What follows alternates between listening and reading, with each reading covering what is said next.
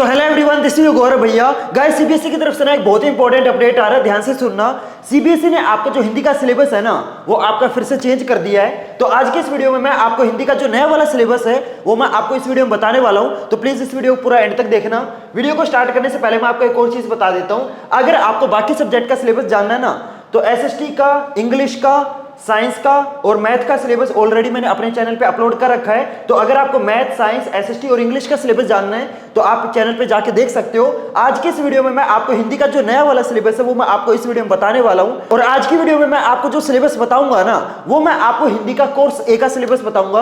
अब हो सकते हैं बहुत सारे बच्चे बोलेंगे कि भैया कोर्स ए का मतलब क्या होता है। तो जो हिंदी होती है ना, वो बेसिकली आपके दो पार्ट्स में डिवाइडेड होती है।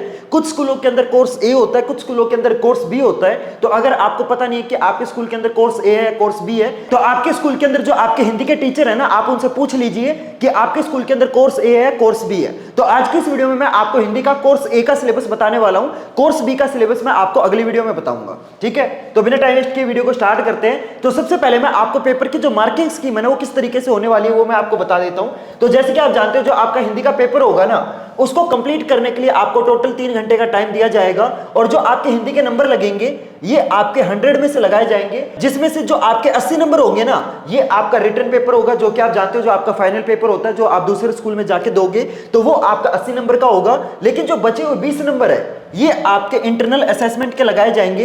अब ये इंटरनल असेसमेंट के जो नंबर है, ये आपका कौन लगाएगा? तो जो आपके हिंदी के टीचर है ना, जो आपको स्कूल के अंदर हिंदी पढ़ाते हैं, ये 20 नंबर आपके उन टीचर के हाथ में होंगे। और ये जो इंटरनल असेसमेंट के नंबर है, ये आपके किन चीजों के ऊपर लगाए जाते हैं? तो ये जो इंटरनल असेसमेंट के नंबर होते हैं ना, ये आपके 3 बेसिस पे लगाए जाएंगे। पहला है आपके क्लास की परफॉर्मेंस, मतलब आपके क्लास के अंदर जितने भी टेस्ट होते हैं, जितने भी आपके हाफ ईयरली एग्जाम होंगे, जितने भी आपके पीरियोडिक टेस्ट होते हैं, उसके अंदर आपकी क्लास की परफॉर्मेंस कैसी है, उसके बेसिस पे लगाई जाएंगी। दूसरा है आपका क्लास के अंदर बिहेवियर कैसा है, मतलब अगर आप शरारती बच्चे हो, आप अपने टीचर के साथ अच्छा रिलेशन अगर आपका नहीं है, और अगर तुम्हारी इमेज अपने स्कूल टीचर के आगे है ना अच्छी नहीं है ना, तो ये इंटरनल असेसमेंट के नंबर आपके कट जाएंगे। और तीसरी बहुत ही इंपॉर्टेंट चीज है, दैट इज योर अटेंडेंस, मतलब आपकी क्लास के अंदर अटेंडेंस कितनी है। अगर आप बहुत ज्यादा एब्सेंट होते हो ना, तो ये जो इंटरनल असेसमेंट के नंबर है ये आपके कम लगेंगे। इसलिए मैं आपको बोलूंगा आपको क्या करना है, जो भी आपका सब्जेक्ट टीचर है, मतलब जो भी आपको स्कूल के अंदर हिंदी पढ़ाता है, प्लीज आप उसको ना इंप्रेस करने की कोशिश करो, ताकि ये जो इंटरनल असेसमेंट के 20 नंबर है ना, ये आपके पूरे लग जाएं। अब मैं आपको ना सिलेबस बताता हूं कि आपके सिलेबस के अंदर कितनी चीजें चेंज हो चुकी है। तो सबसे पहले मैं आपको ना जिस बुक के बारे में बताऊंगा, दैट इज क्षितिज। जैसे कि आप जानते हो हिंदी कोर्स के अंदर है ना आपकी 2 बुक है, पहली है आपकी क्षितिज, दूसरी आपकी कृतिका। तो पहले मैं आपको ना क्षितिज का सिलेबस बताता हूं।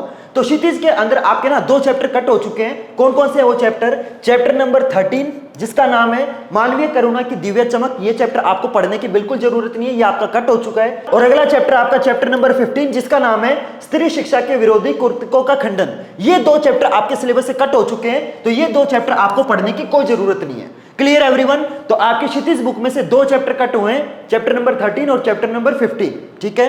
अब मैं आपको क्षितिज बुक की जो पोएम है ना, कौन कौन सी पोएम आपके सिलेबस से कट हो चुकी है वो मैं आपको बताता हूं। तो आपके सिलेबस में से जो 3 पोएम है वो आपकी कट हो चुकी है। सबसे पहली पोएम है पोएम नंबर 3 जिसका नाम है सवैया कवित। ये पोएम आपको पढ़ने की कोई जरूरत नहीं है। अगली पोएम है पोएम नंबर 7 जिसका नाम है छाया मत छूना, ये भी आपकी कट हो चुकी है। और आखिरी पोएम है पोएम नंबर 8 जिसका नाम है कन्यादान। तो ये 3 पोएम आपके सिलेबस से कट हो चुकी है। देखो 2 चैप्टर कट हुए हैं, चैप्टर नंबर 13 और चैप्टर नंबर 15। 3 पोएम कट हुई है, पोएम नंबर 3, 7 और 8। ये चीजें आपकी क्षितिज बुक में से कट हो चुकी है। इसके बाद चलते हैं अगली बुक पे, that is Kritika. Kritika book में से आपका क्या क्या कट हुआ है वो मैं बताता हूं। तो कृतिका बुक में से सिर्फ आपके 2 चैप्टर कट हुए हैं। चैप्टर नंबर 2 जिसका नाम है जॉर्ज पंचम की नाक, ये चैप्टर आपको पढ़ने की कोई जरूरत नहीं है। और अगला चैप्टर चैप्टर नंबर 4 जिसका नाम है एही ठैया झुलनी हैरानी हो रामा। तो ये 2 चैप्टर आपकी कृतिका बुक में से कट हो चुके हैं। Clear everyone? अब चलते हैं अगली चीज के ऊपर। अब मैं आपको ना व्याकरण का सिलेबस बताता हूं। देखो अभी तक मैंने आपको सिर्फ लिटरेचर का सिलेबस बताया, अब मैं आपको ना व्याकरण का सिलेबस बताता हूं। तो जो व्याकरण आपके पेपर के अंदर आएगी ना, वो आपके 2 पार्ट्स में आएगी। पार्ट 1 के अंदर आपके एमसीक्यू आएंगे और पार्ट 2 के अंदर आपका राइटिंग सेक्शन होगा। तो पहले मैं आपको ना पार्ट 1 के बारे में बताता हूं। तो पार्ट 1 के अंदर ध्यान से सुनो, आपके पास ना 4 चीजें पूछी जाएंगी। पहली है आपकी रचना के आधार पर वाक्य भेद, और ये जो रचना के आधार पर वाक्य भेद है ना, ये आपका 4 नंबर का आएगा। यानी कि इस टॉपिक में से आपके 4 एमसीक्यू पेपर के अंदर पूछे जाएंगे। अगला टॉपिक है आपका वाच्य, इसमें से भी आपके 4 एमसीक्यू आएंगे, हर एमसीक्यू आपका 1-1 नंबर का होगा। इसके बाद अगला टॉपिक है पद परिचय, इसमें से भी 4 एमसीक्यू आएंगे, हर एमसीक्यू आपका 1-1 नंबर का होगा। और आखिरी टॉपिक है आपका अलंकार, और ये भी आपका 4 नंबर का आएगा। Clear everyone? तो जो पार्ट 1 है ना, ये टोटल आपका 16 नंबर का है। क्लियर? समझ में आया? तो कौन कौन से टॉपिक है? टॉपिक नंबर 1 कौन सा है आपका? रचना के आधार पर वाक्य भेद, वाच्य, पद परिचय और अलंकार। ये टॉपिक आपके पार्ट 1 के अंदर पूछे जाएंगे। अब मैं आपको ना अलंकार का सिलेबस बताता हूं कि आपके सिलेबस के, देखो अलंकार वैसे तो देखो बहुत सारे टाइप के होते हैं, लेकिन आपको कौन कौन से अलंकार पढ़ने वो मैं बताता हूं। तो आपके सिलेबस में सिर्फ 5 अलंकार है। पहला है उपमा, दूसरा है आपका रूपक, तीसरा है आपका उत्प्रेक्षा, चौथा है अतिशयोक्ति और पांचवा है आपका मानवीकरण। तो आपको बस आपके सिलेबस में ना ये 5 आपके अलंकार है जो आपके सिलेबस में है, आपको ये 5 अलंकार करने, इसके अलावा आपको कोई भी अलंकार करने की कोई जरूरत नहीं है। Clear everyone? समझ में आया? ठीक है, अब चलते हैं हमारे अगले पार्ट पे जो कि है पार्ट नंबर 2, जिसके अंदर आपका राइटिंग वाला सेक्शन आएगा। तो इसके अंदर आपको क्या क्या करना है वो मैं बता देता हूं। तो सबसे पहली चीज है आपका अनुच्छेद लेखन, जो कि आपका पेपर के अंदर टोटल 6 नंबर का आने वाला है।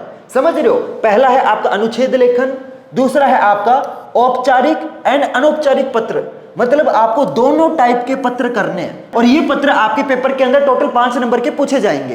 Clear everyone? इसके बाद आता है आपका अगला टॉपिक स्वत्रित लेखन या फिर ईमेल लेखन, और ये टॉपिक आपका पेपर के अंदर 5 नंबर का आएगा। लेकिन इसके अंदर है ना अच्छी चीज ये है कि आपको ना चॉइस मिलेगी, मतलब आपको ना पेपर के अंदर स्वत्रित लेखन भी मिलेगा, ईमेल लेखन भी मिलेगा, और आपको इन दोनों में से कोई एक अटेम्प्ट करना है। अगर आपको ईमेल लेखन अच्छे से आता है तो आप ईमेल कर लेना, अगर आपको स्वत्रित अच्छे से आता है तो ये कर लेना।